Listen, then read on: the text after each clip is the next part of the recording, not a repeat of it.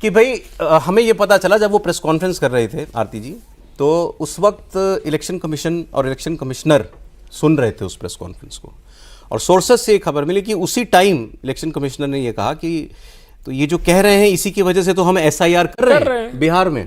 एक बात ये, दूसरी बात आज ईवीएम को बड़ा सुकून मिला होगा, ईवीएम पास हो गई है, बच गए, ईवीएम पास हो गया। अब क्योंकि अब आरोप ये नहीं है कि ईवीएम में धांधली करके ईवीएम से गलत गिनती की जा रही है, अब आरोप यह है कि वोटर लिस्ट गलत है, ईवीएम में तो बटन दब के ही वोट आ रहा है, ईवीएम में गलत गिनती नहीं हो रही है।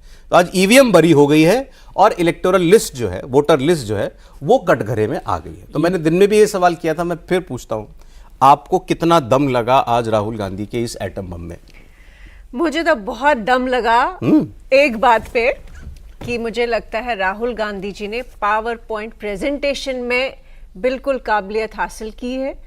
जिस तरह से उन्होंने दिखाया, मुझे लगा किसी यूनिवर्सिटी या किसी कॉलेज के बच्चों को वो समझा रहे हैं कि जो ग्राफ्स थे, उनकी टीम ने शायद काफ़ी मेहनत की है, लेकिन कहीं पे भी ये नहीं लगा कि वो इसको कोर्ट ले जा सकते हैं या इलेक्शन कमीशन के सामने रिटर्न में कंप्लेंट करेंगे। ये समझ आया कि वो बच्चों को पढ़ाने के लिए तैयार हो चुके। इलेक्शन कमीशन ने, क्योंकि कर्नाटक की सीट उन्होंने उठाई थी, तो कर्नाटक के जो चीफ इलेक्शन ऑफिसर थे, इलेक्टोरल ऑफिसर, उन्होंने जवाब देते हुए राहुल गांधी को ये कहा है कि आप ऐसा कीजिए, आपके पास जितना भी ये सामान है, सामग्री है, इसको अंडर ओथ हमें दे दीजिए और मुझसे कल आकर के आप मिलिए।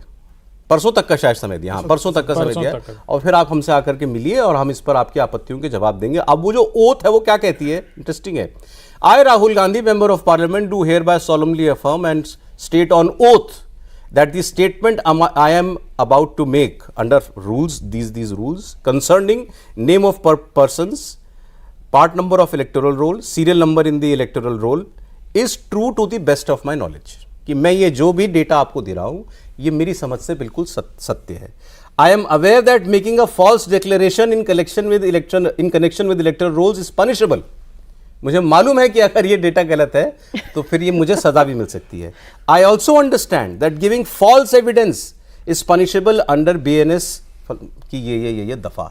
अब राहुल गांधी जी ने वो कहा जो फिर आपने बताया कि मेरा वचन ही मेरा शासन है। ये सही बीजेपी का डायलॉग था, लेकिन उन्होंने ये कहा कि मैं I am a people's representative, मैंने पब्लिक में अपनी बात कह दी है, सो वही उसी को ओथ मान लीजिए, आप शपथ मान लीजिए उसको जो मैं कह रहा हूँ। दो बातें राहुल गांधी की, मतलब दो बातें आज एक मतलब इंपॉर्टेंट लगती है। एक तो पहली बार उन्होंने फैक्ट के साथ उनके हिसाब से एक बूथ के हिसाब से उन्होंने जानकारी दी है कि भाई ये इस महिला का वोटर था, ये 2 जगह इसकी वोटिंग हुई है, ये उन्होंने कहा है। अब अभी तक तो राहुल गांधी ने कभी भी इस तरीके से बहुत मतलब सिस्टमेटिक आरोप नहीं लगाए थे। वो आरोप लगाते थे, चुनाव आयोग उसका जवाब देता था। आज जब राहुल गांधी ने आरोप लगाया तो मुझे लगता है चुनाव आयोग को भी इसको बहुत गंभीरता से लेना चाहिए था। इसके पहले क्या चुनाव आयोग ने कभी कहा कि आप ओथ में दे दीजिए तब हम आपको जवाब देंगे? जब भी राहुल गांधी ने आरोप लगाए, चुनाव आयोग ने उसका जवाब दिया है।